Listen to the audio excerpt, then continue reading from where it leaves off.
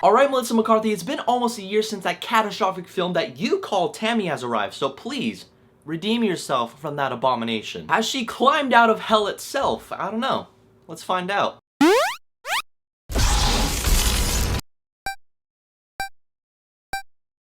Okay, so Spy. Spy stars Melissa McCarthy, who plays this desk-bound CIA analyst who's one of those people who's unappreciated for being the eyes and ears of agents on the field. The agency she works for finds out that the world's deadliest arms dealer, played by Rose Byrne, has a nuclear weapon, she's trying to sell it, and the good guy agency has to stop her. The problem is, Rose Byrne knows all the identities of all the agents working for the CIA, but fortunately, she doesn't know the identity of Melissa McCarthy's character. So now Melissa McCarthy has to go from a CIA analyst to an agent on the field to find the nuclear bomb and save the world. Now, this movie is written and directed by Paul Feig, the same person who directed Bridesmaids and The Heat, which they all star Melissa McCarthy, and so far he's doing a very good job in the comedy genre. Whenever he and Melissa McCarthy get together for a project, they end up being very entertaining and well-written comedies. And turns out that Spy may end up being his best yet. Now, performance-wise, Melissa McCarthy as the leading lady was very good in this movie, which is kind of surprising because nowadays she has that staple where people view her as a typecast, which is true. I'm not going to deny that she is like the female Jim Carrey, but the similarities between those two is that they are good at what they do and they know how to entertain an audience while on screen. And not to mention, she brings a few new things to the role. Since she has to play a spy undercover, she plays like 3 different characters and it all really works for this movie. She leads the movie with high levels of energy, definitely bringing her out of that shitty Tammy role. And Rose Byrne, who plays the evil arms dealer, ends up being a good villain, and the surprising part about her is how threatened I felt by her presence. There is one scene in particular where she has to handle her villainous bad bitch business, and while she gets up, you see like 15 other dudes from across the room get up at the same time. I was like, whoa, holy shit, she has a huge entourage that will kill you in a heartbeat. She won't hesitate to kill you, I'll put it that way, but surprisingly, she had a very good backstory as well, and I was really intrigued by her character. But the one person that absolutely stole the show, my favorite character in the movie, was the agent played by Jason Statham. He plays this super hardcore agent that believes he's the best at what he does, but he is so dead serious, it comes across as funny. He explains certain events that happened to him as an agent in original Jason Statham hardcore fashion. He was like, I jumped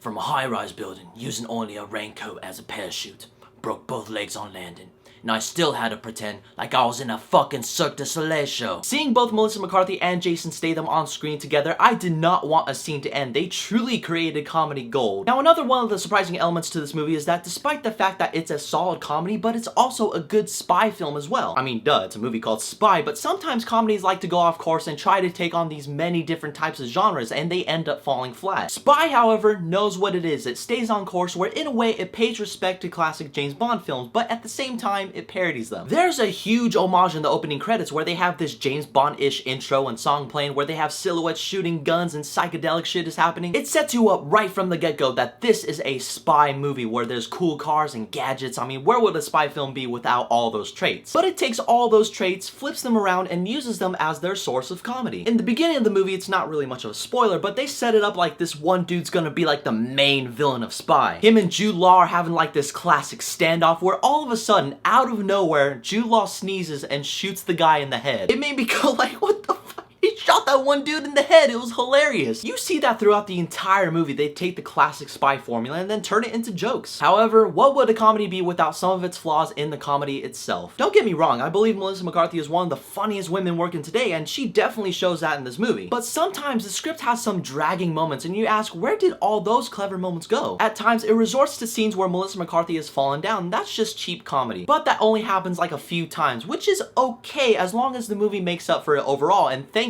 it did. So in the end, Spy was a solid comedy that may be one of Paul Feig's best. All the cast was great. When Melissa McCarthy and Jason Statham were on screen, they were comedy gold. And it's surprisingly a good spy film where it pays its respects to the classic spy films, like how Kingsman did it. I totally recommend you seeing this movie because I say Spy is definitely worth the full admission. Now see the movie with me and Santa Claus's fucking wife. Have you guys seen Spy? What did you think about it? Whatever your thoughts are, leave a comment below. And as always, there's a link for my Twitter and my Facebook in the description as well. Keep in contact with me. Don't forget to hit that subscribe button. But in the meantime, I have to get going to go undercover because people will find out that I'm Jason Statham.